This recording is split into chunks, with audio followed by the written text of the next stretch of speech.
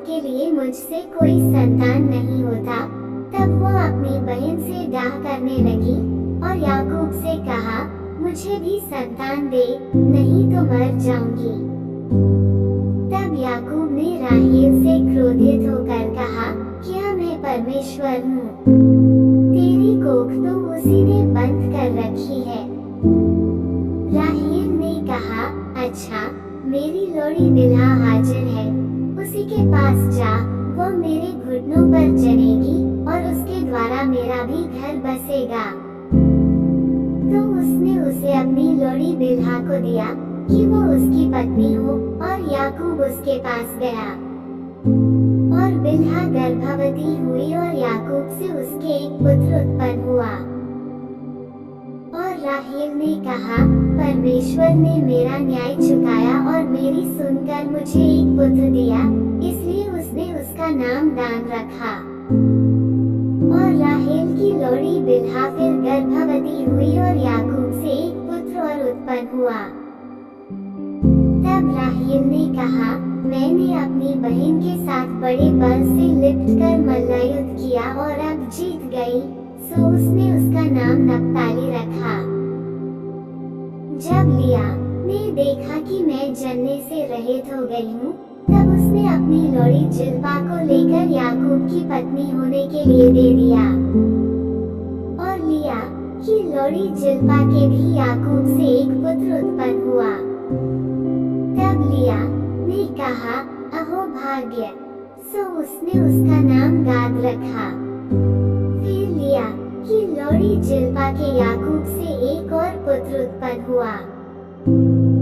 तब लिया ने कहा, मैं धन्य हूँ, निश्चय स्त्रियां मुझे धन्य कहेंगी, सो उसने उसका नाम आशेर रखा। गेहूं की कटनी के दिनों में रूबेन को मैदान में दूदाफल मिले और वो उनको अपनी माता लिया के पास ले गया।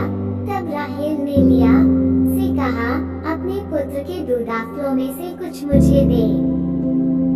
उसने उससे कहा, तूने जो मेरे पति को ले लिया है सो क्या छोटी बात है। अब क्या तू मेरे पुत्र के दूदाफल भी लेने चाहती है? राहेल ने कहा, अच्छा, तेरे पुत्र के दूदाफलों के बदले वह आज रात को तेरे संग सोएगा।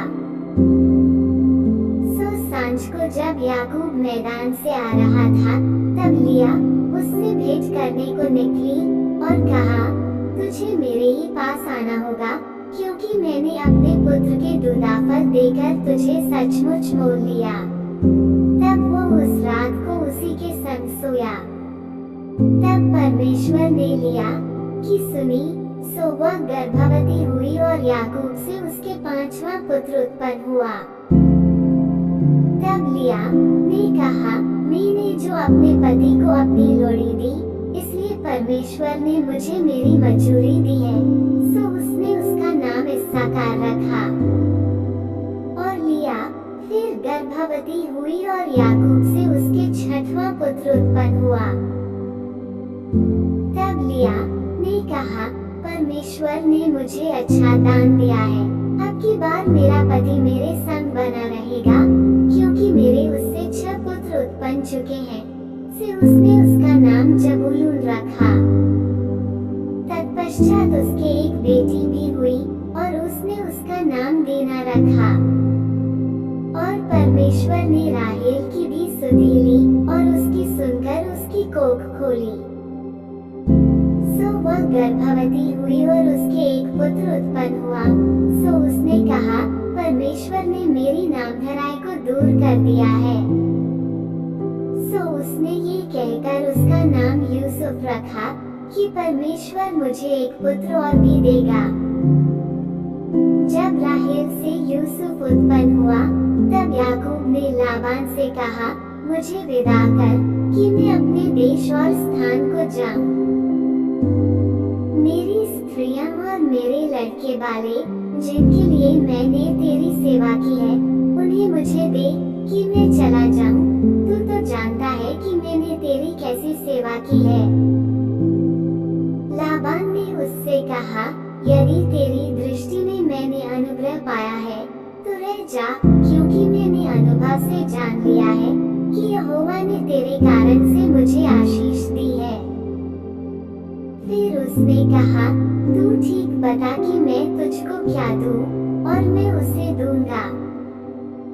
उसने उससे कहा, तू जानता है कि मैंने तेरी कैसी सेवा की और तेरे पशु मेरे पास किस प्रकार से रहे। मेरे आने से पहले वे कितने थे और अब कितने हो गए हैं, और यहोवा ने मेरे आने पर तुझे तो आशीष दी है, पर मैं अपने घर का काम कब करने पाऊंगा। उसने फिर कहा, मैं तुझे क्या दूं? याकूब ने कहा, तू मुझे कुछ न दे, यदि तू मेरे लिए एक काम करे तो मैं फिर तेरी भेड़ बकरियों को चराऊंगा और उनकी रक्षा करूंगा। मैं आज तेरी सब भेड़ बकरियों के बीच होकर निकलूंगा, और जो भेड़ व बकरी चित्ती वाली व चितकबरी हो, और जो भेड़ काली हो और जो बकरी चितकबरी व चित्ती वाली हो, उन्हें मैं अलग कर रखूंगा और मेरी मजदूरी में वे ही ठहरेंगी। और जब आगे को मेरी मजदूरी की चर्चा तेरे सामने चले, तब धर्म की यही साक्षी होगी, अर्थात बकरियों में से जो कोई न चित्ती वाली न चितकबरी हो, और भेड़ों में से जो कोई काली न हो, सो यदि मेरे पास निकले तो चोरी की ठहरेंगी। तब लाबान ने कहा, तेरे कहने के अनुसार हो। सो उसने उसी दिन सब धारी वाले और चितकबरे बकरों और सब चित्ती वाली और चितकबरी बकरियों को, अर्थात जिनमें कुछ उजलापन था, उनको और सब काली भेड़ों को भी अलग करके अपने पुत्रों के हाथ सौंप दिया।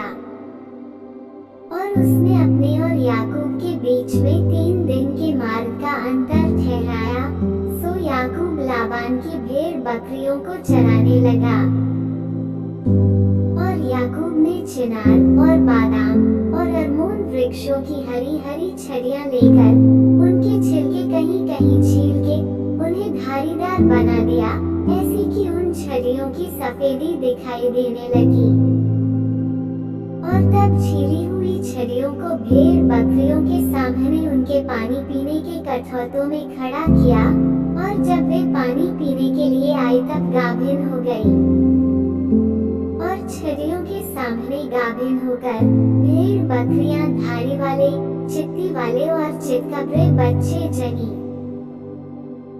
तब याकूब ने भेड़ों के बच्चों को अलग अलग किया और लाबान की भेड़ बकरियों के मुंह को चित्ती वाले और सब काले बच्चों की ओर कर दिया, और अपने झुंडों को उनसे अलग रखा और लाबान की भेड़ बकरियों से मिलने न दिया। और जब जब बलवंत भेड़ बकरियां गाभिन होती थी, तब तब याकूब उन छड़ियों को कठौतों में उनके सामने रख देता था, जिससे वे छड़ियों को देखती हुई गाभिन हो जाएं। पर जब निर्बल भेड़ बकरियां गाभिन होती थीं, तब वह उन्हें उनके आगे नहीं रखता था। इससे निर्बल लाबान की रही और बलवंत याकूब की हो गई। सो वह पुरुष अत्यंत धनाढ्य हो गया, और उसके बहुत सी भेड़ बकरियां और लौंडियां और दास और ऊंट और गदहे हो गए।